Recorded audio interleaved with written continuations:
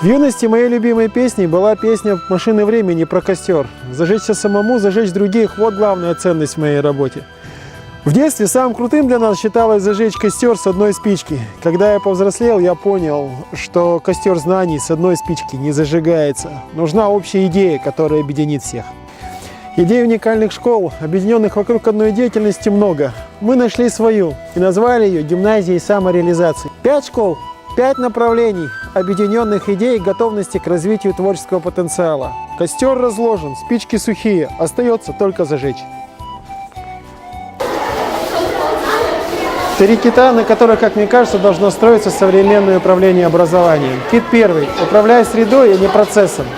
Вы не замечали, что в разных школах дети разные? Кажется, процесс один, предметы одни и те же, а они разные. Дело в том, что среда другая. У каждого все по-своему. Второй кит заключается в том, что лучше найти сотрудника-единомышленника, чем просто специалиста. Нам важно всем разделять одни ценности, сотрудничать, создавать общие проекты.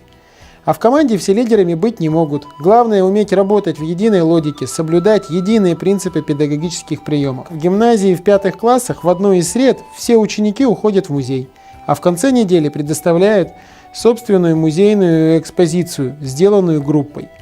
И все эти часы включены в учебный план, в рабочие программы по каждому предмету. Вот так в 6-7 классе у нас проходят проектные задачи. Взять одному учителю это просто невозможно. Необходимо работать целым коллективом. И сегодня результаты дает не педагог-звезда, а коллективная распределенная проектная педагогическая деятельность. 3 кит медиаобразования. Сегодня я думаю, что не нужно делать больших рефератов. Реферат на 5, 6, 7 страниц должен превратиться в 5, 6, 7 слайдов.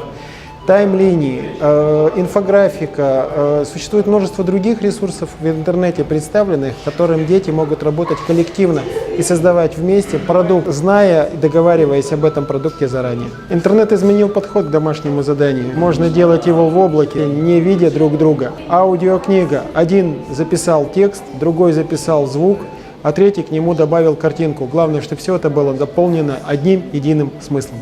Тема конкурсного ролика «Почему я лучший руководитель? Мое настоящее и будущее». Я не лучший руководитель. Я такой же, как мои коллеги, один из лучей, который светит на детей светом знания. Но также я увеличительное стекло, которое фокусирует эти лучи в одной точке для того, чтобы зажечь нашу общую единую образовательную среду.